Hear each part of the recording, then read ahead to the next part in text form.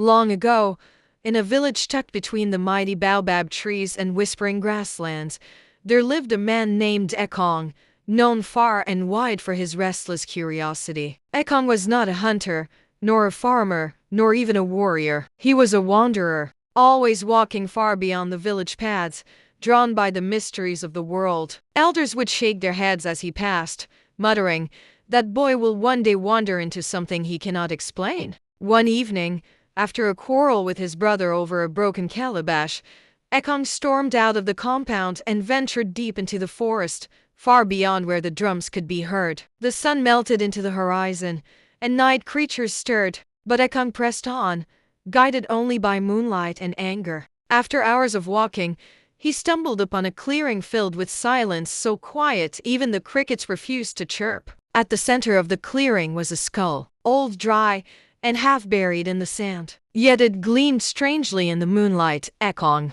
leaned closer, his breath catching in his throat as he whispered, "What are you doing here, old skull?" To his astonishment, the skull replied, "Talking to a fool who cannot mind his own business." Ekong fell backward, stunned. His heart pounded, and the hairs on his arms stood like spears. You talk?" Ekong stammered, scrambling away. "I talk," the skull said calmly, "but you should ask why I'm here, and what brought me to this end." Ekong's fear gave way to curiosity. "What happened to you?" The skull seemed to sigh. "I once spoke too much. My mouth loved the sound of its own voice, and so it led me to ruin." Ekong sat down, eyes wide. "A talking skull. If I take you to the village, they won't believe me. But if I show them, they will not believe you," the skull warned. "They will call you mad."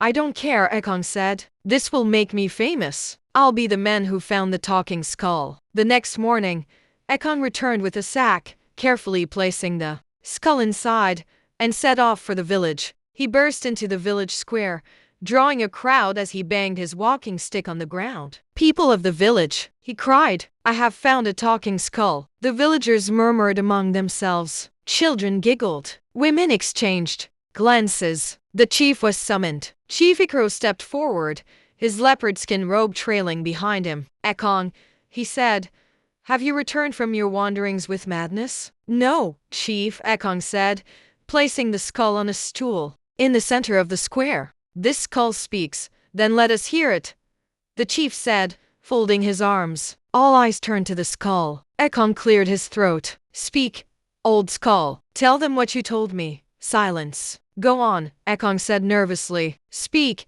The skull remained silent. Laughter rippled through the crowd. "Ekong has lost his mind," someone shouted. Chief Ikro narrowed his eyes. "You dare mock us with stories and bones? Is this a trick?" "No," Ekong cried. "I swear it spoke." "Then let it speak now," the chief said. "One more chance." Ekong leaned close. "Please," he whispered, "talk to them. Just once." The skull was still. "Enough," the chief roared. "You insult the spirits. Guards, seize him." Ekong was dragged away, screaming. "It spoke. I swear it spoke." That night, the villagers buried the skull deep in the forest, hoping to forget the madness that had visited them. But in the silence of the clearing, the skull chuckled to itself. "Ah," it murmured.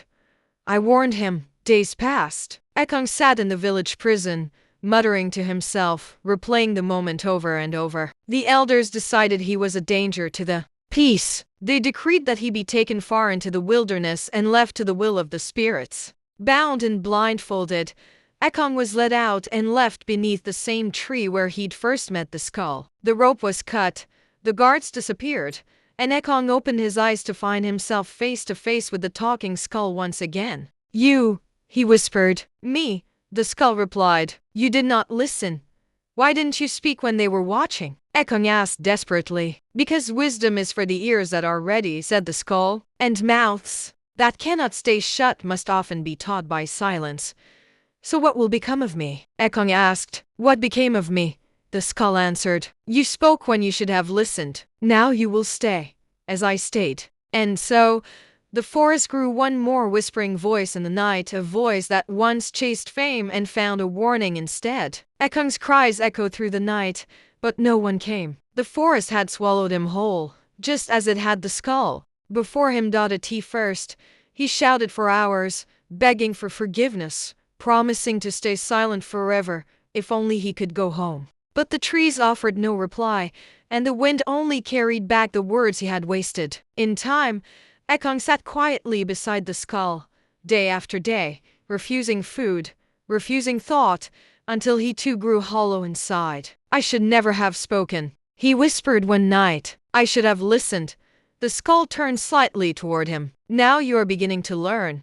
But it's too late," Ekong sighed. "They'll never take me back. Fame is a shadow," the skull said. "It flees from those who chase it. Wisdom waits for those who wait for it." Days turned to weeks, and Ekong grew thin and dry, just like the skull beside him. Then one evening, a young hunter named Obasi wandered into the clearing, tracking a wounded antelope. Obasi paused when he saw Ekong sitting there, unmoving, beside what appeared to be a skull. "Brother," Obasi called gently. Ekong slowly turned his head, his eyes sunken. "Go away. What are you doing here?" Obasi asked. "You look like a ghost." "Maybe I am," Ekong said. "Maybe I belong to the forest now." "Who are you talking to?" Obasi said, stepping closer. "To the one who warned me," Ekong said, motioning to the skull.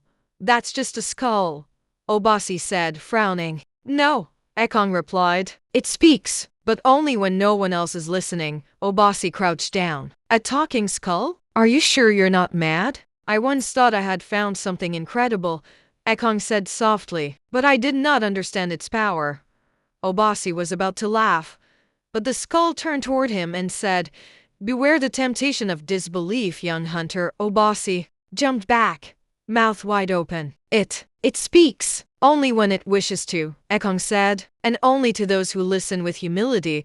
Obasi stared, trembling. "Why are you here?" "Because I did not listen. I told the world what should have remained a mystery," Ekong said. "Then let's take the skull back," Obasi said. "Now that I've heard it too, they will believe us." The skull sighed. "And so the cycle begins again." "No," Ekong said firmly. "Don't do what I did. The village does not need talking skulls. It needs thinking heads."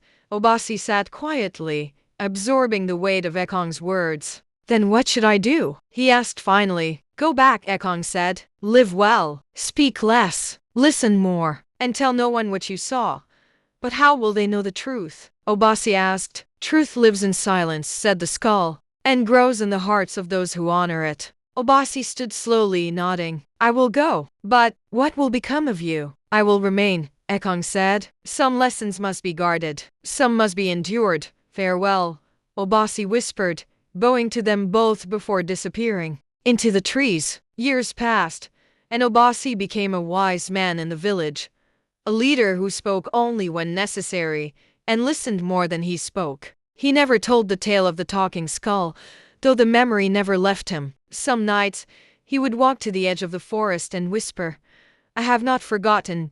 Deep within the clearing, the skull would smile. Meanwhile, Ekong had changed. The fire of his pride had burned away, leaving only the soft light of humility. He no longer desired fame or glory. He asked no questions. He offered no speeches. Instead, he became the guardian of silence, a man with no name, living beside a skull with many. On stormy nights, when lightning cracked the sky, travelers sometimes heard two voices in the forest, one wise, one quiet. And though no one dared venture into the clearing, stories began to spread. Some said a spirit lived among the trees. Others claimed it was the echo of forgotten ancestors.